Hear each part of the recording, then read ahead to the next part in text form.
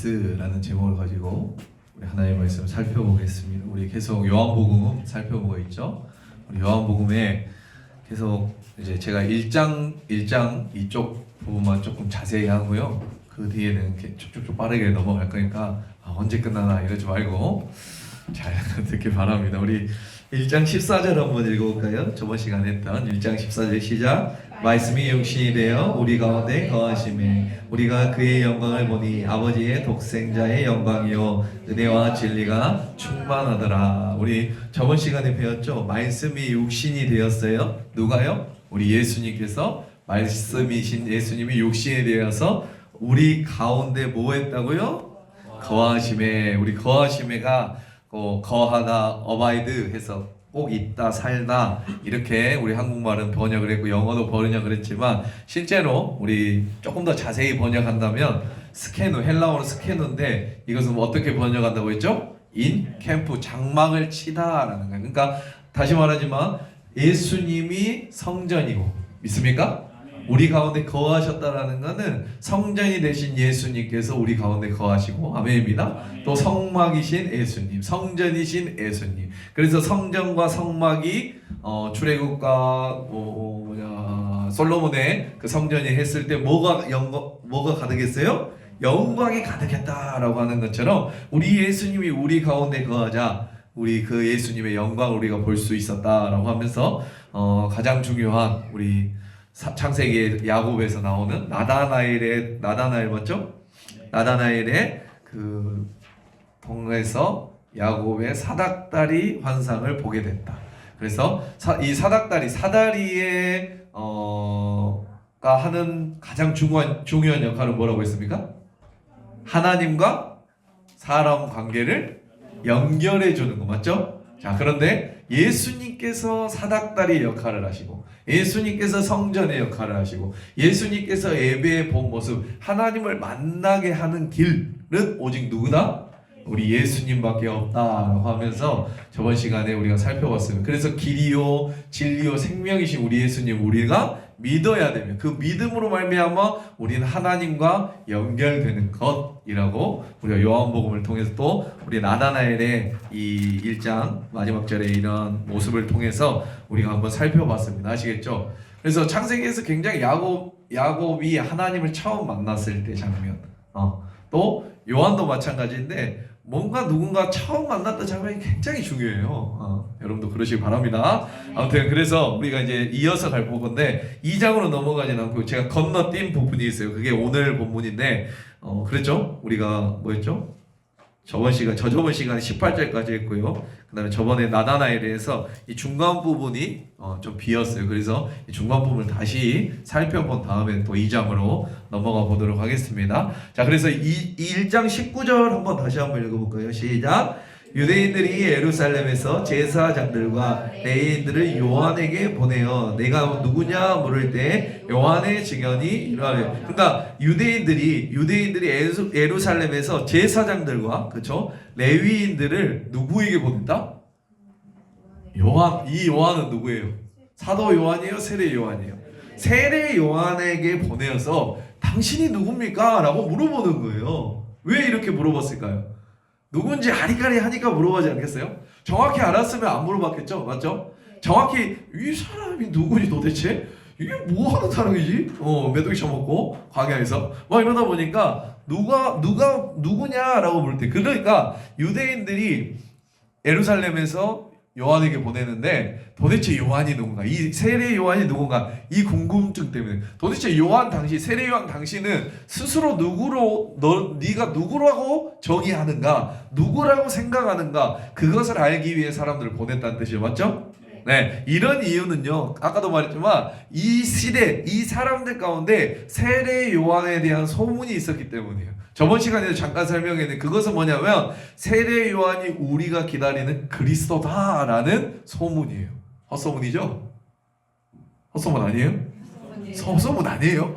그럼 이단데요? 헛소문이에요. 자, 이 세례 요한이 이 사람이 바로 우리가 오랫동안 기다려왔던 이 구약에서 예언된 바로 그 메시아 그리스도다라는 소문이 이스라엘 온 지역에 퍼져요. 그러니까 누가 와요? 사람들이 막 세례를 받으러 오고, 맞죠? 해라 하면 아멘 하면서 말을 잘 듣는단 말이에요. 왜? 뭐라고 생각하기 때문에? 그 메시아. 그러니까 이 이사야의 예언이 가장 중요한 역할을 담당했었는데, 이 당시에. 그러니까 구약 이사야 선지자의 그 예언을 기점으로 이 메시아에 대한 그 예언의 소망이 커졌어요. 예전에는 그냥 잠깐 살짝만 맛보기였다면, 이 이사야 선지자가 나중에 메시아는 이런 사람이 올 거다, 이런 모습의 메시아가 올 거다라고 말을 하기 때문에 이사야서를 기점으로 굉장히 이스라엘 백성에게는 나중에 오실 메시아 사상이 굉장히 정립되었다라고 했어요. 그래서 우리 61장을 한번 읽어볼까요? 우리 다 같이 읽어볼게요. 시작. 주 여호와의 영이 내게 내리셨으니 이는 여호와께서 내게 기름을 부으사 가난한 자에게 아름다운 소식을 전하게 하려 하심이라. 나를 보내사 마음이 상한 자를 고치며 포로된 자에게 자유를, 갇힌 자에게 노임을 선포하며 여호와의 은혜의 해와 우리 하나님의 보복의 날을 선포하여 모든 슬픈 자를 위로할 거야. 언제요? 메시아가 오시게 되면 이런 일이 나타날 거야 라고 이사야서에 명확하게 말하고 있어요. 그러니까 이사야서를 아는 유대인들은 저 보니까 세례 요한이 이사야에 말한 거 비슷한 것 같아. 그러니까 뭐라고 생각했다고요? 그리스도라고 생각했다라고 하는. 도대체 메시아가 오면 완전히 달라지는구나, 이렇게 되는구나, 막 뭐가 되는 거예요? 마음이 상한 자를 고쳐준대. 우리도 이러고 싶지 않습니까? 포로된 자, 우리는 지금 어디에 포로돼 있어요? 아니, 그 당시에 누구의 포로돼 있는 거예요 지금? 전혀 몰라요? 요한이 로마에 포로돼 있잖아요, 맞죠? 로마에 지금 사로잡혀 있는 거잖아요. 물론 살고 있지만. 자, 그리고 또 뭐예요? 갇힌 자에게 노임을 주고 여호와의 은혜와 우리 하나님이 보복의 날을 선포하여 모든 슬픈 자를 위로하는 그날이 올 거야 라고 하는데, 뭔가 보니까 세례 요한이 그 사람과 비슷한 것 같아요. 그러니까 이러한 생각을 했다. 자, 그런데 그렇게 생각한 이유 중 하나가 이스라엘 사람들의 종말, 그러니까 유대인의 종말로는 이렇게 되어 있어요. 보이시죠? 메시아가 오셔요. 자, 메시아가 한 번 온다고 생각했던 거예요. 몇 번 온다고요? 그러니까 메시아가 한 번 오기 때문에 메시아가 오기 전과 오기 후가 어떻게 될까요? 아까 말한 포로된 자가 잡히고 남아도, 그렇죠? 맞죠? 메시아가 한 번 오기 때문에 어떻게 될까요? 완전히 달라지는 거예요. 그러니까 오기 전에는 그냥 이 세상의 삶이라면, 이제 메시아 그리스도가 이 땅에 오심으로 말미암아 이제부터 어떻게 되냐면 완전한 하나님 나라가 이제 임한다라고 생각했어요. 맞나요? 맞아요? 맞는 것 같아요? 한 번 오시고 말미암아 완전 하나님 나라가 이루어질 거라는 생각은 누구의 생각이었어요? 유대교의 생각이에요. 그러니까 봐볼게요. 지금도 유대인들을 그리스도로 인정하지 못한 이유가 바로 여기에요. 왜 그러냐면 이들의 사상은 메시아가 왔으면 하나님 나라가 임해야 되죠. 포로된 자가 자유가 돼야 되죠. 근데 지금 어때요? 지금까지도 메시아가 왔으면 하나님 나라가 임해야 되는데 안 왔잖아요. 안 임했잖아요. 그러니까 예수 그리스도를 인정해야 안 해요. 그렇기 때문에 안 하는 거예요. 이게 종말론적 사상입니다. 굉장히 종말론적인 사상이 중요해요. 여러분도 그러십니까? 아직 안 왔어. 이만희가 왔어. 이거 아니잖아요. 맞죠? 유대인들 사상은 메시아가 오시면 어떻게 되나? 그 이후에는 하나님의 나라, 완전한 하나님 나라가 이루어질 거다라고 하기 때문에 아직 안 이루어졌기 때문에 아직 메시아가 왔다 안 왔다? 안 왔다라고 하네. 그래서 지금도 경건한 유대인들은 아직도 내 아이가 메시아가 될 거야 라고 하는 생각에 빠져 있는데, 여러분 이건 좀 착각이다. 왜 그러냐면 실제로 뚜껑을 열어봤더니 또 우리의 종말론 사상은 어떻게 되죠? 메시아는 한 번 오는 게 아니죠. 맞나요? 몇 번 오신 겁니까? 3번, 2번, 4번. 한번 찍어봐요. 자, 뭐냐면 2번 오시죠. 맞나요? 언제요? 오셔서 초림으로 오시죠. 맞나요? 2000년 전에 초림으로 오세요. 초림 예수님으로 오시고, 그 다음에 어떻게 했죠? 다시 오실 우리, 그게 뭐죠? 재림. 초림과 재림. 그러니까 유대인들은 이것을 이해하지 못했어요. 맞죠? 우리는 이해합니까? 그렇기 때문에 메시아는 한 번 온다. 그러니까 예수 그리스도는 예수 그리스도가 될 수 없는 것이죠. 그런데 성경을 자세히 살펴보면 구약에 이미 초림과 재림을 말하고 있어요. 그런데 그들은 깨닫지 못한다. 유대인들은 성경과 이게 잘못됐어요. 그렇기 때문에 유대교의 종말론은 그리스도의 오심을 중심으로 이전과 이후로 나누어지게 된다면, 기독교의 종말론은 조금 다르다고 했어요. 맞죠? 메시아가 두 번 오시는 거예요. 첫 번째는 뭐죠? 초림이고요. 두 번째는요? 재림이에요. 그래서 이 사이가 존재하게 된다는 거예요. 그러니까 초림 이전과 이후의 삶은 똑같아요. 똑같아요. 초림 여기 똑같아요. 비슷해요. 여기 유대교는 메시아가 오면은 완전히 하나님 나라가 임해서 완전히 달라지는 세상이에요. 그러나 우리 기독교에서 말하는 것은 초림의 전과 초림 이후와 어떻게 된다고요? 같아요. 뭔가 다르지 않는 것 같아요. 맞죠? 그냥 죄가 난무하고 그래요. 그러나 마지막 날에 예수 그리스도께서 재림하신 이후의 모든 삶은, 모든 나라는 유대인들이 이해하는 완전한 하나님 나라가 어디 있는 거예요? 여기 있는 거죠? 재림 뒤에. 맞죠? 이렇게 된다라고 하는 거예요. 그러나 문제는 예수 그리스도의 초림과 재림 사이의 이때의 시간들이 문제인 거잖아요. 맞죠? 그러니까 이때는 하나님의 통치와 사단의 영향력이 동시에 존재하게 되는 거예요. 그래서 우리는 맨날 어떻게 하죠? 쓰러지고 넘어지고 힘이 없어지고 맨날 삐졌다 풀렸다, 은혜 받았다 은혜 안 받았다, 시험 들었다 막 그러잖아요. 맞죠? 그래서 우리가 지금 이때를 살고 있는 거, 파란색, 초록색이 있는 우리가 살아가는 때는 이때죠. 어느 때인지는 모르겠어요. 저쪽으로 가까웠는지 이쪽으로 가까웠는지 우리는 알지 못해요. 어쨌든 그 사이에 우리는 살아가고 있다라고 하는 거 아시겠습니까? 그래서 지금 이스라엘에는 그 세례 요한을 향해서 뭔가 세상이 바뀌는 것 같아요. 왜 그래요? 막 이야기하는데 회개해라 막 그러면 위에 왕들이 어떻게 해요? 세례 요한한테 와서 뭐 하죠? 막 회개 받고 막 그렇죠? 아니에요? 맞잖아. 왕이 와가지고 해가지고 너 참으라 해가지고 너 죽여버리고 뭐. 이거 알아요? 몰라? 아무튼 자, 그래서 세례 요한을 향해서 그리스도다라는 소문이 퍼졌다라는 거. 그래서 유대인들이 정말로 그렇다면 이 세례 요한은 그리스도가 맞나? 그래서 그 정보를 알기 위해 오늘 아까 말했지만 19절에 누굴 보냈다고요? 제사장들과 레위인들을 요한에게 보냈다. 이제 이해 가시죠? 지금도 이스라엘 여인들이 아이를 잉태하면 내 아이가 메시아일지 모른다는 그 사상을 갖고 있다라고 했죠? 그래서 아이가 이 구약의 예언된 메시아다라고 생각한 이 정도로 그리스도를 아직도 소망하고 있어요. 여러분, 그런데 그렇게 비정상적으로 소망하다 보면 부작용이 생깁니다. 왜 그러냐면 예수 그리스도 오시기 전에 수많은 거짓 그리스도들이 있었고요. 어떤 문헌에 의하면 예수님이 그 당시에 거짓 그리스도가 100명 정도 됐대요. 100명 정도. 내가 메시아야. 내가 메시아. 이스라엘 안에만. 그러니까 예수님을 그리스도로 믿기가 쉽지가 않았겠죠. 왜? 갑자기 와서 내가 그리스도다 라고 하는 애들이 몇 명이었다고요? 100명 있었다고요? 세례 요한 때도 그러고. 이스라엘 전 지역의 자칭 메시아가 100명 정도. 여러분 지금 한국에도 10명이 넘어요? 심각합니다. 자칭 예수님이 10명이 넘어요. 여러분 한국에도 그러니까 이스라엘은 얼마나 더 그러겠어요. 맞죠? 그러니까 사람들이 조금만 신기한 거 하면 와, 이 그리스도 아니야? 그러니까 조금 기적 같은 거 행하면 마술 같은 거 하면은, 아니면 누가 정말 금리빨이어가지고 말을 겁나 잘한단 말이에요. 우리 전도사님처럼 말을 막 기가 막히게 한단 말이에요. 정말 말을 잘하면 사람들이 확 몰리죠.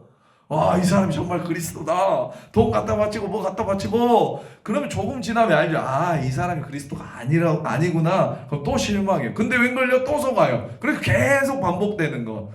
이 사람이 자칭 그리스도다 이렇게 하면서 하는데, 이 세례 요한은 어떠냐? 다른 자칭 그리스도와 좀 다른 거예요. 왜 그러냐면 다른 자칭 그리스도는 이 사이비들은 어떻게 해요? 자기가 해놓고 뭐 받아요? 돈 받죠. 근데 이 세례 요한은 돈을 안 받아요. 오씨, 이상한데? 뭐가 좀 다른데? 돈을 안 받아요. 돈 바쳐라 그러면 내가 기절해야 돈 바쳐라 이러지 않아요. 근데 뭐만 말해요? 오직 회개해라. 이것만 해치는 거예요. 그러니까 이상해요, 안 이상해요? 이상하잖아. 예전하고 똑같 다른데? 그러니까 어떻게 하죠?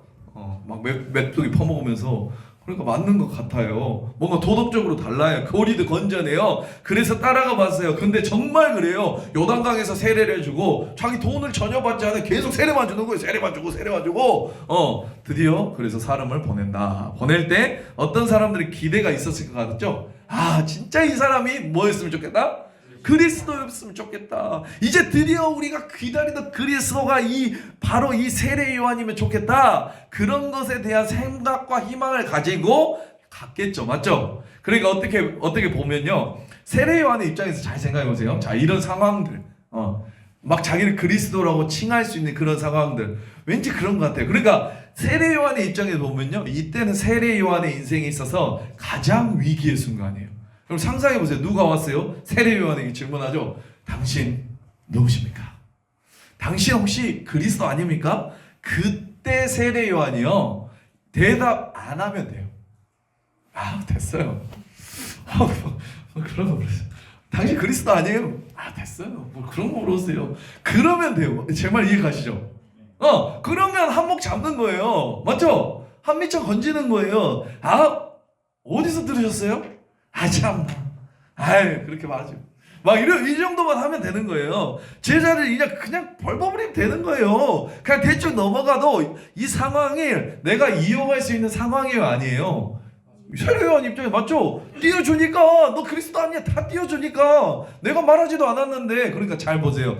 이 상황이 그냥 우리는 쉽게 읽을 수 있는 본문일지 모르겠지만 정말 이 상황에 탁 빠져서 본다면 세례 요한에게 있어서는 굉장히 위기의 순간이에요. 근데 세례 요한의 답이 뭔지 아세요? 정확히 말하는 거예요. 저는 그래서 세례 요한이 물론 좀 그렇게 하지만 그렇게 한 것도 아니에요. 좋아요. 전 멋있는 것 같아요.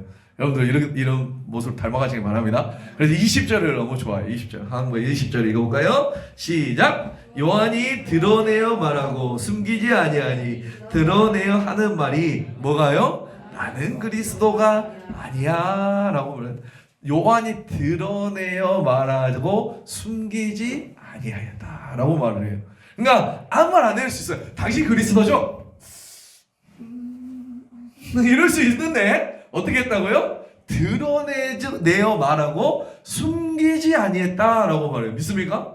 여러분 그래서 이 세례 요한의 마음의 태도를 우리가 알 수 있어요. 이 사람이 안 숨겼다고요. 맞죠? 뭔지 알아요? 이 상황을 자기가 충분히 조종할 수가 있어요. 충분히 자기에게 이롭게 말을 그냥 나중에 말하겠죠. 당신이 그리스도라고 말했잖아. 내가 언제? 나 그리스도라고 말한 적 없어. 나는 밖에 안 했어. 라고 충분히 할 수 있어요, 없어요?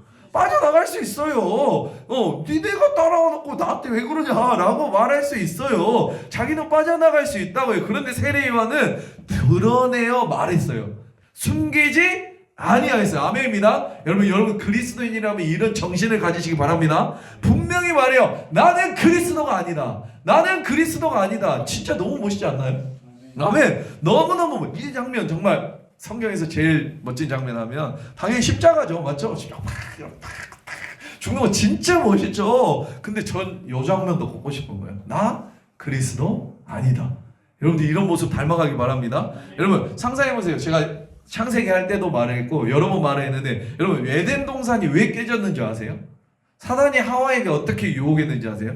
많이 상상해보세요. 만약에 사단이 하와에게 와서요, 야야야 너 하나님 믿는다며? 야 하나님 없어. 야 요즘 시대가 어떤 시대? 6G, 5G, 7G 시대인데 하나님이 어딨냐? 진짜 웃기다. 너 지금 이 우주도 올라가는 사실 시간인데 무슨 하나님을 믿냐? 하나님이 없어 라고 했다면 아담과 하와가 특히 그렇게 사탄이 말했다면 믿었을까요? 안 믿었을까요? 그럴 일 없어요. 왜 그러냐면 성경에서는 분명히 하나님이 동산에 거니셨다라는 표현이 나와요. 맞죠? 그건 뭐예요? 하와는 하나님을 어떻게 했다? 직접 대면했다. 있습니까? 하나님에 대하여 잘하는 자매님이라고요. 직접 대화도 나눠봤어요. 거니시는 걸 봤어요. 와 하나님 저희 계신 오늘은 뭐 굉장히 좋은 옷 입고 다니죠. 이렇게 잘하는 사람이란 말이에요. 그러니까 하나님에 대해서 알고 있었죠. 직접 눈으로 봤어요. 그러니까 사단이 와서 하와에게 와서 야 하나님 없어. 야 지금 어느 시대인데 그러면 어떻게 할까요? 하와가 그랬겠죠. 여보 식사하세요. 뱀탕 끓여놨습니다. 뱀을 잡아서 탕을 끓여 먹으면 맞잖아. 그러고 넘어갔겠죠. 그걸 왜 속아요? 바보 아닙니까? 하나님 직접 만났는데 갑자기 우리 전도사님 없다고 하면서 없어요 전도사님 없어 하면 여러분 믿으시겠어요? 저는 또 탕을 끓여 먹어버려야죠. 맞죠? 이랑 똑같은 거잖아요. 잘 보세요. 사단이 하와를 이렇게 속였을 거란 말이에요. 제가 제 대화를 쉽게 풀어볼게요. 야야야 하와야 너 정말 좋겠다. 니네 하나님이 에덴 동산에 모든 거 다 먹으랬다며. 그래서 뭐라고 했을까요? 이거 다 먹으래. 와 니네 좋겠다. 이 에덴 동산에 선악과도 먹으라고 그랬지.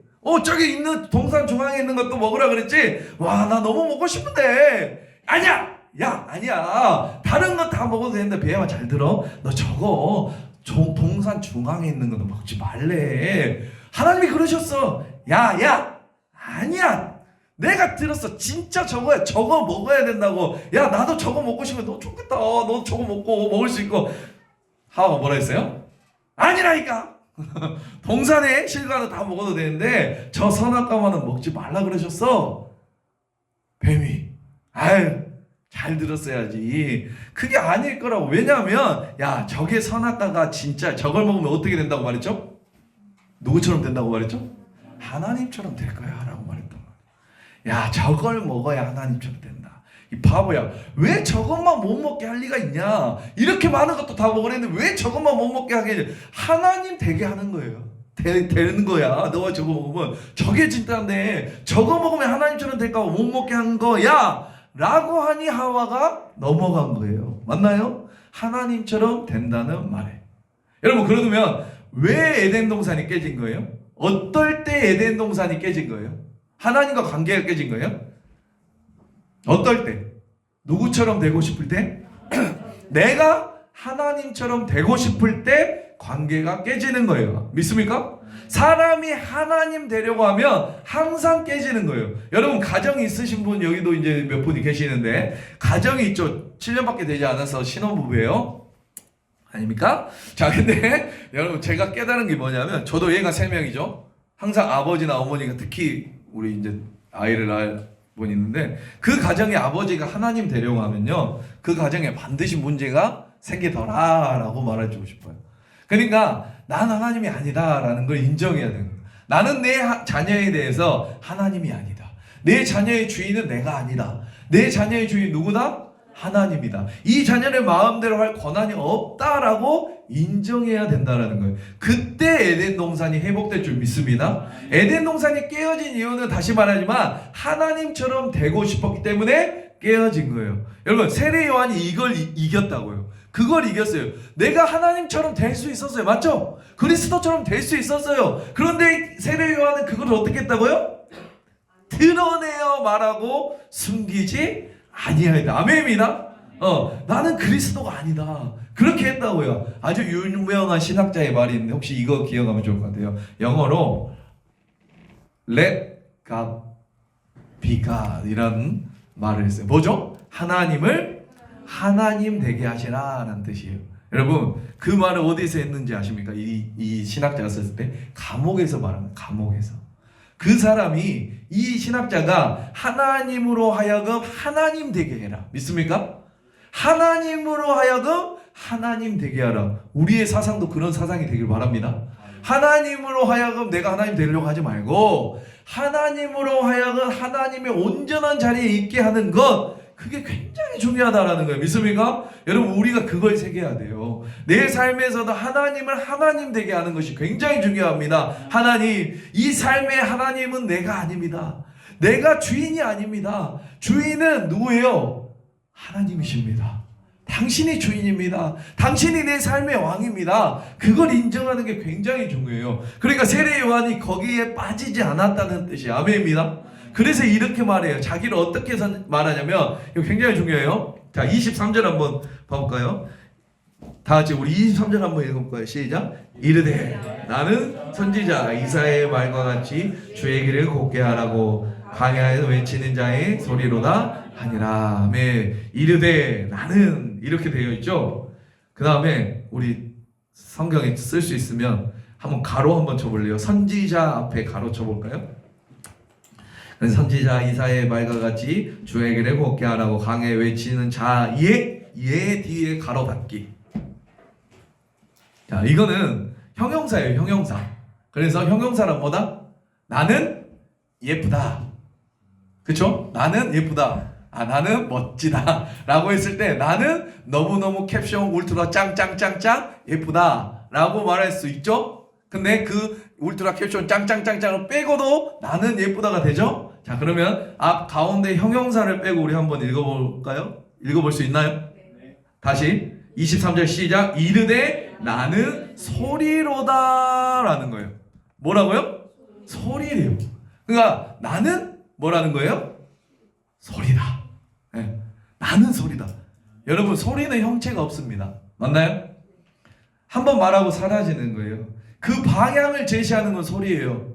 맞아? 삐삐삐삐삐삐삐 해서 방향을 제시하고 사라지는 게 소리죠. 그러니까 세례 요한은 뭐라고 하는 거예요? 나는 그냥 소리다 라는 거예요. 믿습니까? 나는 아무것도 아니다. 나는 누구를 드러내는 소리이다? 그리스도를 드러내는 그냥 소리일 뿐이다. 알려주는 종소리일 뿐이다. 아멘입니다. 그리스도는 다른 분이 계시다 라고 하는 거예요. 믿습니까? 은혜되지 않습니까? 나만 은혜돼. 그러죠. 이르되 나는 소리로다.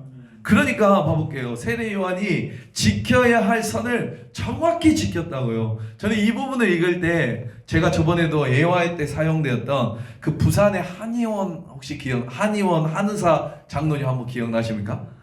기억나시죠? 다시 한번 설명해드려요. 그 부산의 한 교회에 건축이 들어갔어요. 이제 교회가 커져서 건축이 들어가요. 어마어마한 돈으로. 그래서 그 교회를 이제 작정하고 온 성도들이 이제 교회를 건축하기 위해 뭘 받았을까요? 건축원금을 내야죠. 맞죠? 이제 지으려고 시작했는데 시작하자마자 땅에 부지를 사고 시작하자마자 뭐가 터졌냐면 IMF가 터졌어요. IMF가 터지고 성도들 중 많은 사람이 그 작정 헌금하려고 했던 것이 할 수가 없었죠. 왜? 맞죠? 밤보다 그렇죠. IMF가 터져버렸으니까. 그래서 그 부산에 한의원 하시는 그 장로님이 이제 자청해서 건축위원장을 맡으셨어요. 건축위원장을 맡으셔서 그 모든 교회의 건축을 다 이끌어갔어요. 그러니까 채워지지 않은 재정을 본인이 다 메꾼 거예요. 한의사 돈 많죠? 그래도 대단하죠? 어마어마한 돈을 다 본인이 메꿨어요.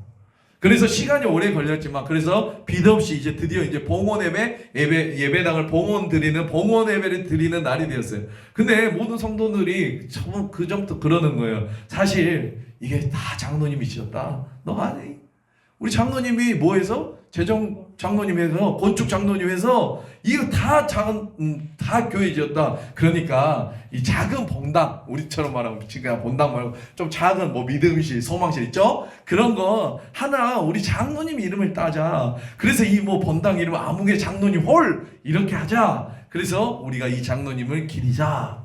그런 움직임이 교회에 있었대요. 왜요? 그럴만 하겠죠, 맞죠? 다 냈다니까요, 돈을. 맞잖아요. 거의 반을 본인이 다 냈으니까. 근데 그 장로님은 그게 기도 제목이에요. 왜걸요? 봉헌 예배 일주일 전, 일주일도 채 남겨놓지 않고 그 장로님이 어떻게 되냐면 돌아가셨어요. 소천하셨어요. 그래서 온 교회가 이게 도대체 무슨 일이냐? 그러잖아요. 하나님이 살아계시다며 이렇게 헌신하고 이렇게 헌금하신 그 장로님을 어떻게 봉헌 예배도 드려보지 못하고 일주일 전에 돌아가시게 하냐? 하늘나라로 불러가시냐? 어떻게 이런 일이 일어나냐? 맞죠? 조금만 더 살게 하시지. 그래서 그 봉헌 예배를 드리면서 그 장로님 소천 예배를 같이 겸해서 드리게 됐어요. 근데 그때 어떤 한 권사님이요, 저기에서 울면서 말씀을 하시는 거예요. 사실 이 장로님 이때 죽은 거 우연같이 않습니다 라고 하면서 말을 시작합니다. 그 장로님이요, 이 봉헌 예배 드리는 한 달 전부터 교회에 나와서 매일 철야 예배를 하셨대요. 근데 그 권사님도 그 뒤에 있으면서 같이 기도를 하셨던 거예요. 그러면서 기도하는 거 듣기 싫어도 들릴 때도 있죠. 자기도 모르게 들릴 수 있잖아요. 근데 그 장로님이 봉헌 예배에 드리기 한 달 전부터 한 가지 기도 제목만 하더래요. 한 가지 기도만. 근데 그 권사님이 그걸 뒤에서 들은 거예요. 어떻게 기도했냐면, 하나님이 나에게 재능을 주셔서 한의사가 됐습니다. 그래서 그 재능으로 돈 좀 벌었습니다. 하나님이 주신 재능을 사용해서 벌은 돈으로 그냥 교회 지었습니다. 내가 한 게 뭐 있습니까? 하나님. 교회에 하나님의 이름이, 교회는 하나님의 이름이 높여져야지. 사람의 이름이 높여져서 뭐 하겠습니까? 하나님, 난 아무것도 아닙니다. 하나님, 사람들이 그런데 이 교회를 기억하면서 나 같은 사람 기억하지 말게 하시고 예수 그리스도 한 분만 기억하게 해주십시오. 그런 기도만 계속 했다라는 거예요. 그걸 누가 들었다? 권사님이 들었다는 거예요. 그러다가 한 보름 정도 남기고요. 한 달 전부터 그런 기도를 하더니 보름 정도 남기고 기도가 바뀌어요. 성도들이 계속 뭐 이 교회 홀을 장로님 이름을 따서 하자, 뭐 장로님이 다 했다 이러니까 그 장로님이 기도가 바뀌어. 어떻게 바뀌었냐면, 하나님 차라리 저를 데려가 주세요. 저를 데려가십시오. 내가 하나님보다 더 높아진 상황이라면 하나님 차라리 저를 데리고 가십시오. 그 기도를 보름 동안 했는데 그 이야기를 하면서 권사님이 오시는 거예요. 그래서 그 교회가 숙연해졌어요. 모르겠어요. 하나님의 뜻이 무엇인지는 모르겠어요. 그러나 이 장로님의 우리는 뭘 받아야 돼요? 정신을 높이 산다라는 거. 여러분, 오늘 세례 요한도 아까 방금 뭐라고 했어요? 나는 소리다 라는 이 본문을 읽을 때요, 저는 그 장로님의 생각이 나요. 하나님이 기도를 응답하셨나? 그 마음을 받으셨나? 여러분, 우리가 살아가다 보면 그 유혹이 분명히 있을 것 같아요. 여러분, 명예 싫어하는 사람이 있어요? 사람들이 좋아하는 거 싫어하는 사람이 있어요? 거의 없죠? 사람들이 좋아했으면 좋겠잖아요. 그때 우리의 마음을 오늘 세례 요한처럼, 이 한의사 장로님처럼 지켜야 돼요. 내가 누군지 정확히 알아야 된다고요. 나는 하나님이 아니에요. 믿습니까? 근데 마침 하나님 같아요. 내가 하나님 될 수 있을 것 같아요. 내가 모든 것을 다 통제할 수 있을 것 같아요. 아니요. 그때부터 거부해야 돼요. 난 아니다. 난 하나님이 아니다. 나는 그리스도가 아니다. 사람들이 집중할 때 그걸 거부할 수 있는 사람이 되어야 된다라는 거예요. 누구처럼요? 오늘 세례 요한처럼 하나님에게 집중할 수 있도록 도와줘야 되는 거예요. 나는 소리야. 나는 예수가 아니야. 그리스도가 아니고 나는 그 예수 그리스도를 전하는 뭐다? 소리다 라고 말하는 거. 여기 혹시 하나님 계세요? 이 말 듣기 좀 힘드시겠네. 여기 하나님 있냐고요? 내 주위에 내가 하나님 있냐고요? 내가 하나님이 된 사람. 내 모든 것을 다. 여러분, 그러면 그런 사람이 있다면 저한테 찾아오시기 바랍니다. 좋은 병원 소개시켜 드릴게요. 치료를 빨리 받는 게 나아요. 여러분, 근데 우리가 앞으로 계속 살아가는 동안에요, 지금은 혹시 없을지라도 앞으로 그런 유혹이 생길 수 있어요. 맞죠? 여러분, 그때 우리가 이 요한복음 말씀 기억하시길 바랍니다. 아멘입니다. 이 말씀을 여러분, 우리가 요한복음 왜 배우나요? 이런 거 알려고 배우는 거예요. 맞죠? 그냥 하나님 성경에 와 좋다 이거 아니라 하나님의 정신, 이 성경에 나오는 하나님의 그 마음, 이 사람들이 하나님을 어떻게 생각하는 그 정신을 우리가 배우는 거, 마음의 태도를 지키려고 하는 거. 지금은 문제 없을지 모르겠지만 앞으로 닥칠 일에 우리가 조금 더 직면해야 되는 거 아닌가. 우리가 성경 말씀을 통해서 여러분 이것을 배우시기 바랍니다. 이게 하나님을 아는 지식 아니겠어요? 그냥 단순히 요한복음 1장 1절에는 뭐가 나오고 대충 어떻게 됐고 이걸 아는 게 아니라 그 하나님을 아는 지식, 암기된 것 말고 정말 우리 그 바른 삶의 태도를 세례 요한이 그걸 보여줬다라고 하는 거 믿습니까? 자, 그래서 조금만 더 살펴보면 여러분, 그 세례 요한이요 또 27절에 정말 좋은 말을 합니다. 27절 다 같이 읽어볼까요? 시작. 곧 내 뒤에 오시는 그 이라 나는 그의 신발끈을 풀기도 감당하지 못하겠느라 라고 말을 해요. 그리고 나서 우리 31절 33절에 굉장히 흥미로운 말을 하는데요, 제가 한번 읽어봐요. 나도 그를 알지 못하였으나 라고 말을 해요. 맞죠? 그 다음에 자, 그 다음에 33절 또 뭐라고 해요? 나도 그를 알지 못해요. 여러분, 세례 요한이요 예수님을 향해서 나는 그를 몰랐대요. 그걸 2번이나 반복하죠. 맞죠? 맞나요? 또 뒤에 나도 그를 알지 못하였으나 31절 34절. 그렇다면 세례 요한은 예수님을 이때 처음 본 건가요?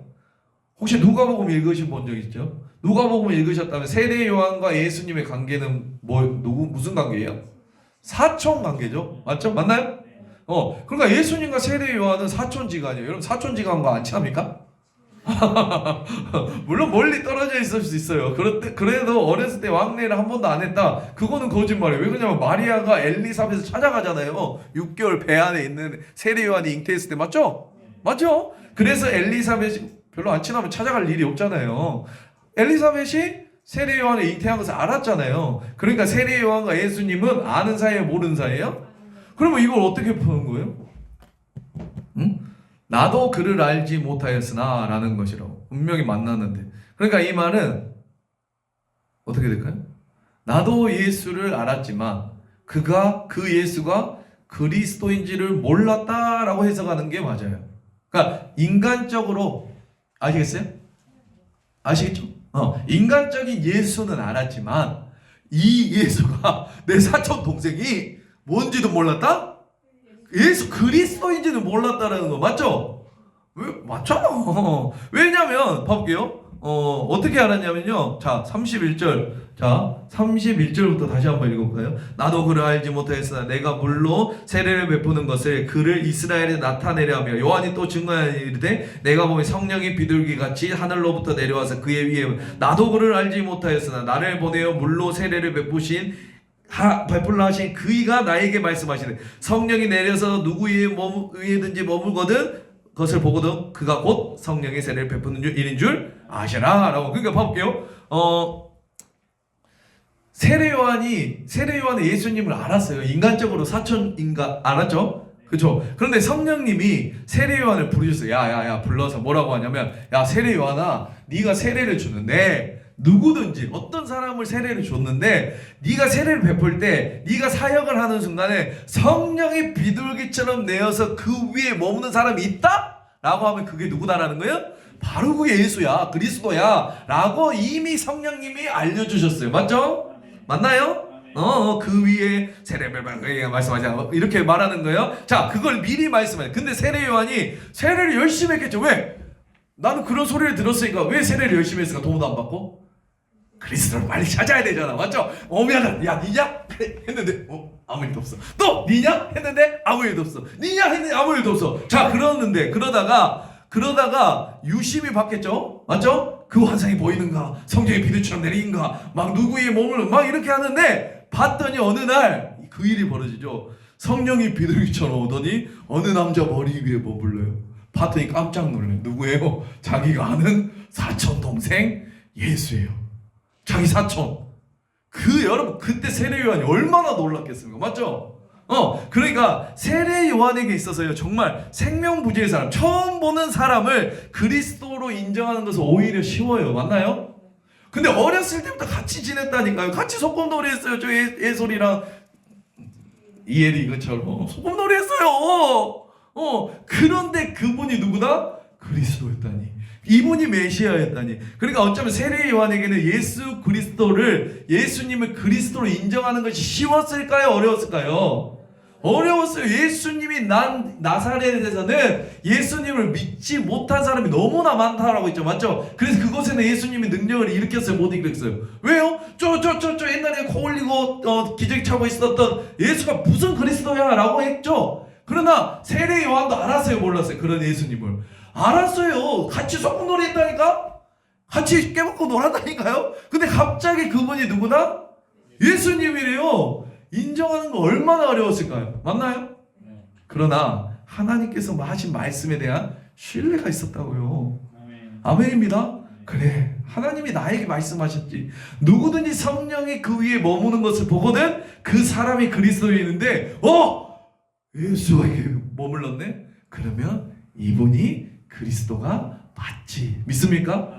이 세례 요한은 말씀에 정말로 신실한 사람이었고 순종한 사람이었어요. 아멘입니다. 나의 생각과 나의 가치관과 나의 모든 생각을 뒤집어 엎을 만큼 하나님의 말씀이 더 중요한 사람이 바로 누구였다? 세례 요한이다. 그렇게 인정하는 장면이 오늘 이 말씀이에요. 아멘입니다. 이렇게 한 번도 생각해 보면서 본 적이 없어요. 맞죠? 이것이 뭔 소리다냐? 것 같은데 몰랐다고, 알았는데 몰랐다고, 이거 이상한데? 라고 했겠지만 오늘 이후로는 잘 생각해 보시기 바랍니다. 그래서 요한복음 1장을 읽으면 진짜 마음이 뜨거워져요. 아멘입니다. 51절까지 하나도 버릴 게 없는 이 말씀, 이렇게 했다가는 끝나질 않겠어요. 자, 그러니까 정말 하나님, 세례 요한은 하나님 말씀에 신실했던 사람, 철저하게 위탁된 사람이었다. 맞습니까? 그런데 저는 이것보다 좀 더 대단한 게 있어요. 너무했어요. 30절 봐보세요. 다 같이 시작. 내가 전에 말하기를 내 뒤에 오는 사람이 있는데 나보다 앞선 것은 그가 나보다 먼저 계심이라 한 것이 이 사람을 가르친 거예요. 여러분 봐볼게요. 내가 전에 말하기를 내 뒤에 오는 사람이 있는데 나보다 앞섰다 라고 말하죠. 맞나요? 맞아요? 아니에요? 그가 나보다 먼저 계셨다. 이 고백이에요. 여러분, 그러니까 세례 요한이 이렇게 말해요. 저분이 나보다 먼저 계셨대요. 예수님에게. 희한하죠? 이해되세요?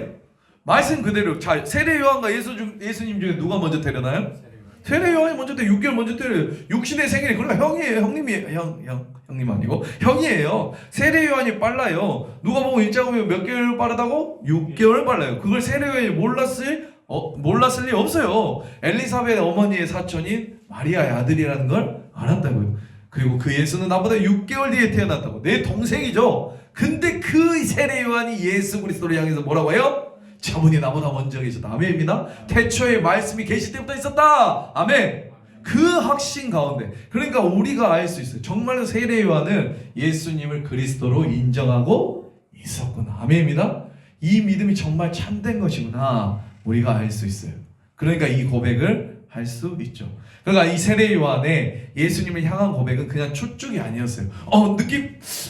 느낌적 느낌이, 내가 세례를 해보니까, 안수를 해보니까 뭔가 느낌이 달랐어. 그래서 이분이 굉장히 예수님 같다. 이런 게 아니었어요. 맞죠? 분명히 확신 가운데 있었어요. 그러니까 이렇게 고백을 할 수 있겠죠. 자, 그래서 세례 요한이 세례를 줍니다. 독특한 것은요, 예수님의 머리 위에 세례를 베풀 때 뭐가 임했어요? 32절에 보면 성령의 비둘기. 여러분, 왜 하필 비둘기였을까요? 그러니까 성령이 비둘기처럼 임했대요. 예수님에게 도대체 이게 무슨 의미가 있을까요? 예수님의 세례를 베푸자 성령이 비둘기처럼 임했어요. 이때 세례 요한의 사역이 마쳐지고요, 이제 예수님의 사역이 이제 시작될 무렵이에요. 자, 세례 요한의 사역의 목적은 뭐냐면 심판을 선포하는 거죠. 믿습니까? 회개해라! 심판을 선포하는, 그저 회개를 촉구하는 거지. 회개해라! 너네 그러면 어디 가는 거예요? 지옥 간다! 회개해라! 그러니까 세례 요한의 사역은 심판을 촉구하는, 회개를 요구하는 것이에요. 심판을 선포하고 회개를 촉구하는 것. 그리고 세례 요한이 끝나면서부터 예수 그리스도는 이제 구원, 용서, 용납, 사랑, 막 회개와는 정반대의 메시지가 시작되는 요 때에 성령이 막 불의 혀도, 혀도 아니고 막 생수의 강, 에스겔에 나오고 생수의 강이 막 폭포수처럼 흘러가는 것도 아니고 뭐가 나온다고요? 진짜 우리 공원에 돌아다니는 비둘기, 밤만 겁나 축내는 비둘기의 모습으로 예수님에게 임했다는 뜻이에요. 그러니까 이 자체에 무슨 메시지가 있겠죠? 여러분, 구약 성경에서 혹시 뭐 비둘기 하면 생각나는 거 있죠? 뭐예요? 전혀 생각이 안 나요? 제사? 오케이, 제사 말고 더 전에 노아의 방주. 그러니까 이것을 우리뿐만 아니라 유대인들도 비둘기에 대한 굉장히 이미지를 가지고 있는. 여러분, 한국에서 비둘기는 뭐죠? 그냥 단순히 평화의 상징, 맞죠? 평화의 상징. 자, 그런데 유대인들에게 있어서 비둘기는 달라요. 두 가지예요. 여러분, 그 홍수 심판이 끝나고 이제 하나님이 물이 감하나? 물이 다 감해졌나? 이제 물이 다 말랐나? 홍수 심판이 끝났나? 이제 은혜의 시대, 회복의 시대가 이제 도래됐나? 그것을 알기 위해서 보냈던 새가 뭐예요? 비둘기였어요. 맞죠? 그러니까 구약 성경 창세기에서 비둘기는 이제 어떤 뜻이냐면요, 이제 하나님의 심판이 끝났고 이제 용서의 회복이 시작되었다라고 하네. 그러니까 심판이 끝났고 이제 용서의 회복이 시작되었다라는 게 어떤 걸 상징한다고요? 비둘기였다고요. 그래서 이 탈굽력 아람어 역본에 가면요, 그 비둘기의 소리를 한글에서는요, 그냥 볼게요. 우리 2장 이제 아가서 2장 12절 한번 봐볼게요.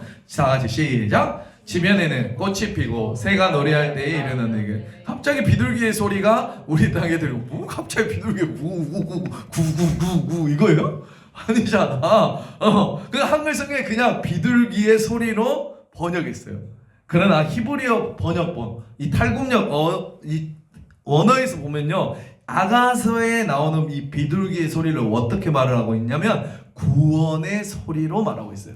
그러니까 지면에 꽃이 피고 새가 노래할 때가 이르는데 구원의 소리가 우리 땅에 들리는구나 라고 해요. 그걸 비유법으로 봤어요. 근데 한글 성경은 그냥 그걸 문자 그대로 그냥 비둘기의 소리로 번역했어요. 그러니까 유대인들에게 있어서 비둘기는 무엇이 끝나고요?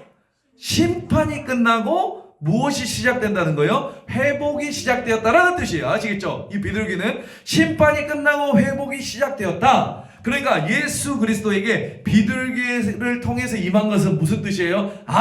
이제 심판의 세례 요한이 선포되었던 심판, 회개 그런 시대는 끝났고 뭐가 된다는 거예요? 이제 회복이 시작된다. 아멘입니다. 구원, 용서, 회복의 시대, 은혜의 시대가 도래되었구나 라는 것을 비둘기를 통해서 말씀해주고 있는 거예요. 아멘입니다. 여러분, 우리도 이러한 구원의 소리, 이 심판이 끝나고 여러분들의 삶에 아멘입니다. 회복의 시작이 되길 원합니다. 구원의 소리가 들리기 원합니다. 비둘기의 모습이 여러분들의 삶에 있길 원합니다. 아멘입니다. 우리 말씀 마무리할게요. 여러분, 오늘이 아마도 제가 2025년도 마지막 설교가 될 것 같아요. 다음 주에는 이제 성탄절 예배가 있고 그 다음 주에는 이제 전도사님이 하시기 때문에 그래서 이 한 해를 돌아보면서 또 이 연말에 더 나아가 앞으로 26년도에 내년도 오죠? 안 옵니까? 내년 없습니까? 멈춥니까? 우리 청년 공동체가 도대체 어떤 마음을 가지고 살아야 될까에 대해서 한번 생각을 해봤어요. 마지막 설교니까 그럴 수 있잖아요. 맞죠? 여러분 깍두기 아세요? 깍두기가 뭐예요? 이 깍두기죠? 맞나요? 갑자기 생뚱맞게 제가 왜 이 김치 이야기를 할까요? 혹시 또 다른 깍두기가 있는데 혹시 뭔지 아세요? 알아요? 좀 연식 있는 친구들 할 텐데 우리 옛날에 어렸을 때 동네에서 놀 때 깍두기 알아요? 뭐예요? 다 모였는데 11명이에요 5대5로 해야 한 명 집에 가라 할 수도 없고 지금 어때요? 저기 가라 너 저기서 게임하고 있어. 옛날에 안 그래요. 11명이면 좀 키 작고 아니면 진짜 어린 우리 일창이 같은 놈 있으면 야 뭐해? 내 깍두기 해! 연식이 많이 됐네. 이렇게 된다고 그래요. 맞죠? 넌 어디 해도 돼. 왜? 별볼이 없어. 그러면 뭐 하는 거예요? 끼워주는 거예요. 맞나요? 여러분 제가 이 장면을 생각하면서 우리 청년 공동체가 이 깍두기 공동체가 되었으면 좋겠어요. 좀 말이 이상하나요? 깍두기 공동체 이상해? 요즘 세상은 어떤가요? 여러분 부족하면 뭐 시켜요? 왕따 시켜요? 비판해요? 따돌려요? 헐뜯어요? 남 데리고 가 서로 데리고 가기 싫어하는 모습을 보이잖아요. 맞죠? 여러분 그런데 교회마저 그러면 될까요? 절대로 안 돼요. 절대로. 우리 믿는 공동체, 예수님을 사랑하는 공동체, 오늘 요한처럼 예수님을 증거하는 공동체에서 이런 모습이 절대 없어야 될 줄 믿습니다. 조금 힘들어한 사람을 사랑으로 보살펴주고 조금 부족해도 괜찮아. 너 깍두기 하면 되지. 괜찮아. 우리 안에 들어와. 우리 창대교회에 들어와. 우리 청년부 안에 들어와. 그런 마음을 가지는 우리 창대교회 청년을 되게 소망합니다. 여러분 그게 바로 예수님의 마음 아닐까요? 우리가 오늘 제목처럼 우리가 예수님을 전하는 소리로서 아까 세례 요한이 말했죠. 나는 누구다? 소리로서이다. 나는 소리다. 여러분 우리가 예수님을 전하는 소리로서 소리꾼으로서 우리의 삶의 모습과 그 몸에서 나오는 소리를 듣고 이 세상 사람들은 예수님을 바라보는 거예요. 믿습니까?